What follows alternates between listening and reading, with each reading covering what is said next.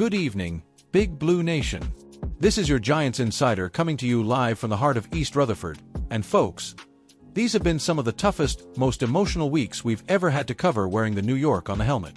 Imagine this, a rookie quarterback, still tasting the NFL for the first time, finally clears concussion protocol on a Friday afternoon, walks into the media room at the Quest Diagnostics Training Center, and the very first thing he does is fight back tears talking about the head coach who just got fired. That's exactly what happened today with Jackson Dart, and if that doesn't rip your Giants' loving heart right out of your chest, I don't know what will. Let's set the scene. 2 weeks ago, inside a freezing Soldier Field, the Giants drop a heartbreaker to the Bears, 23-17. In the third quarter, Dart takes a vicious helmet-to-helmet hit from Montez Sweat while scrambling for a first down. He stays down. The stadium goes quiet. Trainers rush the field. And that, tragically, turns out to be the final snap Brian Daboll ever coaches as the head man of the New York Football Giants. Ownership pulls the plug the next morning. Daboll and defensive coordinator Shane Bowen are relieved of their duties after a 2-10 start, and just like that, a chapter closes. Fast forward to today. Jackson Dart, the 23-year-old kid out of Ole Miss who Daboll traded up to grab at number 4 overall in April's draft. The same kid Daboll hugged on the stage in Detroit and promised, "We're gonna build this thing around you," stands at the podium with those red eyes and delivers one of the most heartfelt thank yous you'll ever hear from a rookie.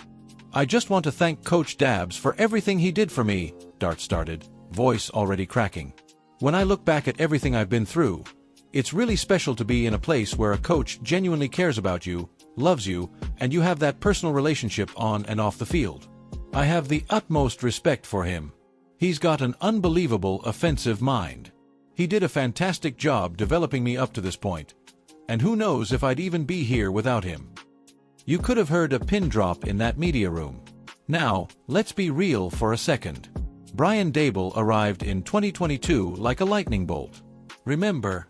9-7-1, NFC East champs, Coach of the Year, wild card upset in Minnesota, the whole fairy tale.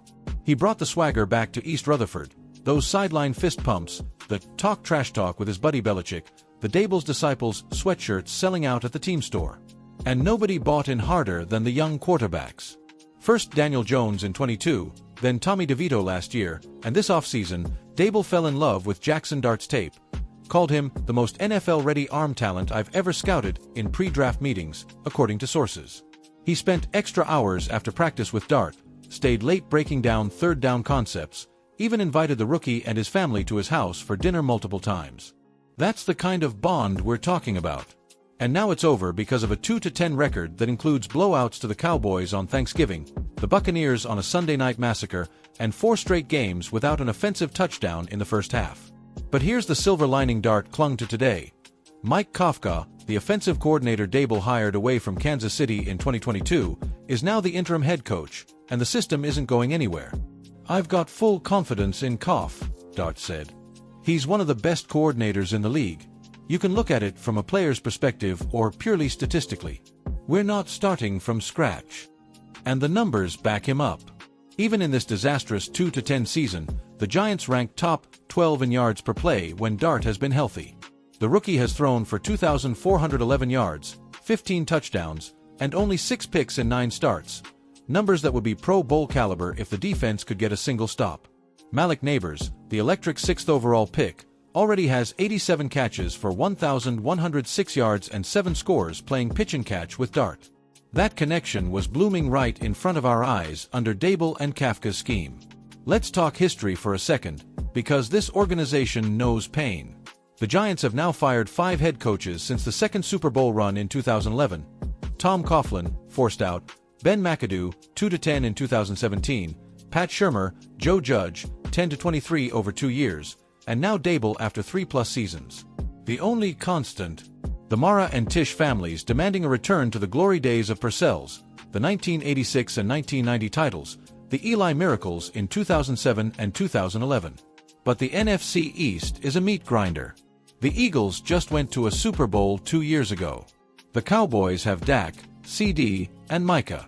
Even the Commanders have Jaden Daniels looking like a future MVP.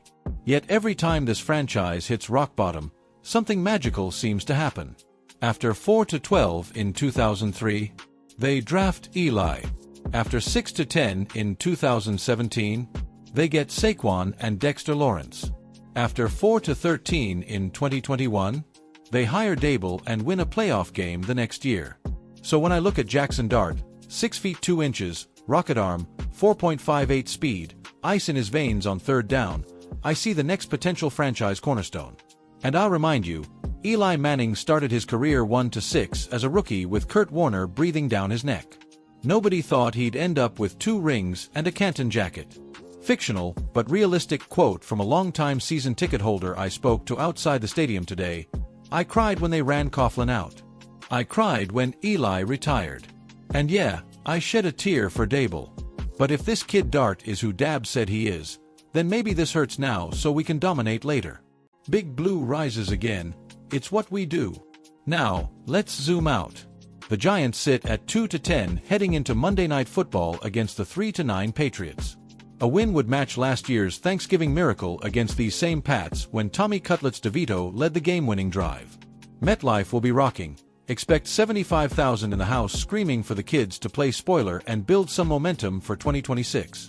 Because make no mistake, with $70+ million in projected cap space, the 4th overall pick, probably top 2 if they lose out, and young cornerstone pieces like Andrew Thomas, Dexter Lawrence, Brian Burns, Deonte Banks, Tyler Nubin, Malik Neighbors, and now Jackson Dart, this thing can flip fast. Think about the 2004 Chargers.